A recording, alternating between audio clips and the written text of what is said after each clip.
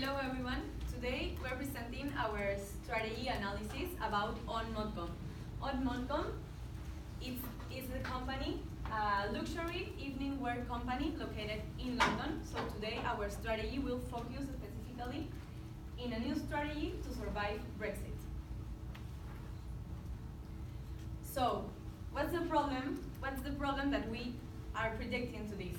We are a company in the fashion industry selling very high value dresses to a very small target. Right now, we have a lot of uncertainty due to possible Brexit effects. Now, Brexit is already approved, but we haven't seen the effects yet. That's why now we'll show you the analysis with this access, but our uncertainty focus in this also because our target is restricted to Middle East customers. As it is very small, we have, for example, some months during the year that our sales are dramatically dropping because of the Ramadan holiday. So now we are going to see how the possible effects in Brexit are going to affect the strategy that we are following right now. Okay, so conducting different criteria and working with a steeper analysis, we have come up with the following axes, which are taxes being decreased and increased, and also the pound sterling.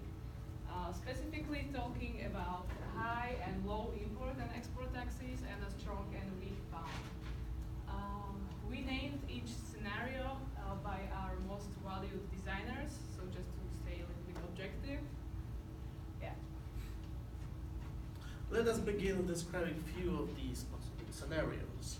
Like in case of Marquesa and Java, they're both in the weak pound section.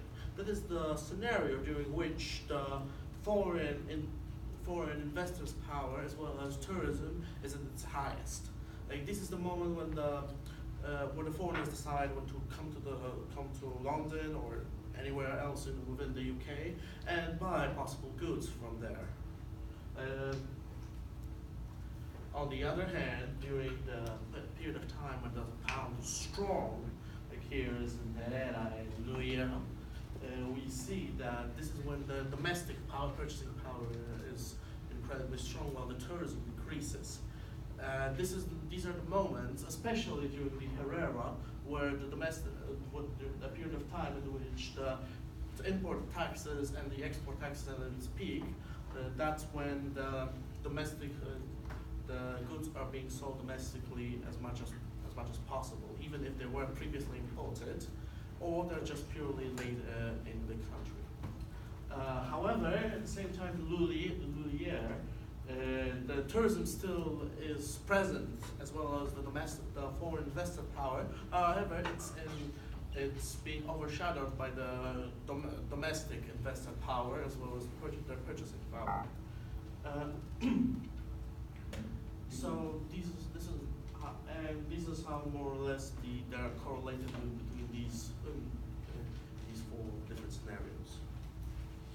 Okay, so now we're going to talk more about our recommendation. So what we recommend is first that we need to expand our product portfolio. But to be more specific, we are going to introduce a new collection of designs specifically targeted at Western European customers. And to be more specific, these designs that are going to be introduced are going to range between 3,000 and 10,000 pounds.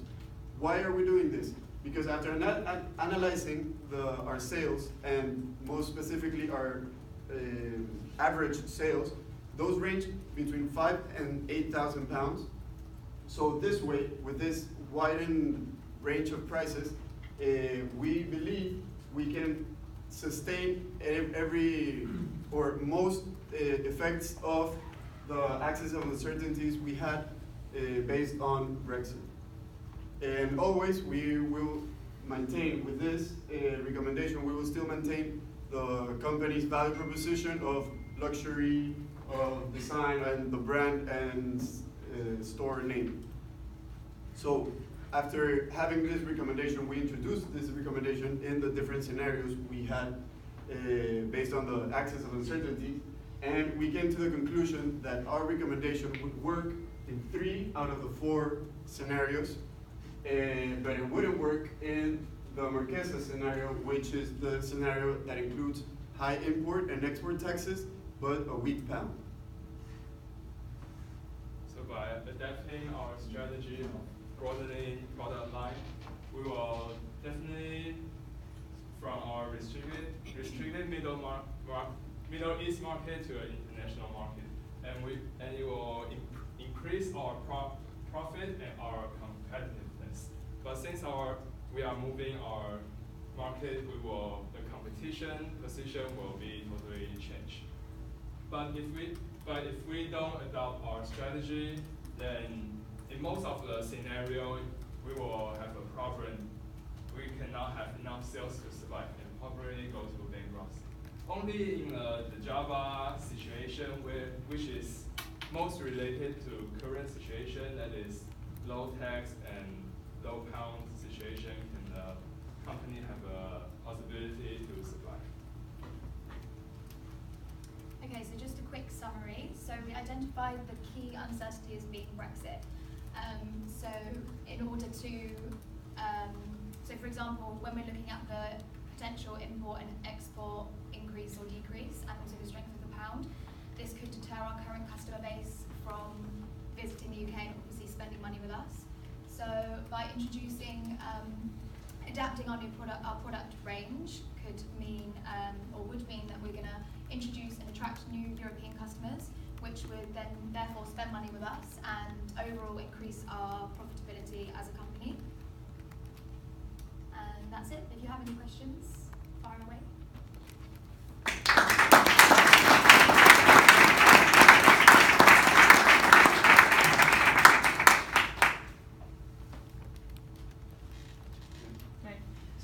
So you said you're going to focus on the European market, but the fluctuation of the pound is still going to impact the other like consumers, even if it's like euro.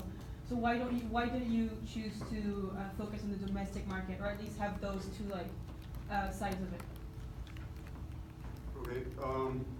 So first, let me clear up your question. So you're saying, so right now we have the market we have is really restricted, and if the pound keeps dropping, so right now it's at 1.3 if I'm not mistaken. If the pound keeps dropping, we believe, and for example, the other axis of uncertainty was import and export taxes.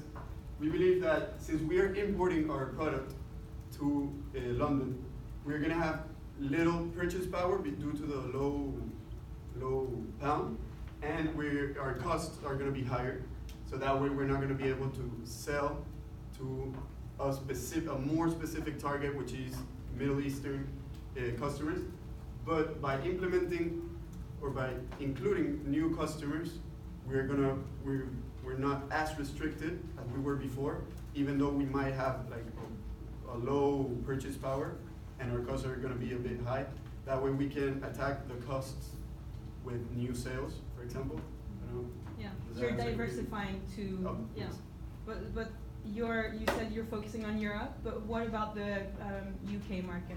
Because I mean, there is a market for high-end luxury dresses, right? And they won't be affected by the pound. The idea is that when we open to European customers, we're opening to the London customers. So when we are affected when the international people are affected, the London customers won't be. So they will help us to sustain by buying our dresses. So it's a balance. I think so when you said you guys are going to come up with like an exclusive collection for Western European people, are you coming up with like a new design or the same thing, like same stocks that you were selling in the Middle East? we would introduce new like designers and also different products from their current designers' collections, because they do offer other alternatives, but at the moment we just stock a specific style that only attracts like a Middle Eastern client. So a mix of both. We're trying to introduce some more European designers as well to like draw in the European clientele. And that's why both kind of price range is similar.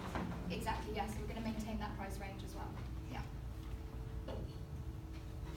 Can I see the presentation again, the strategy?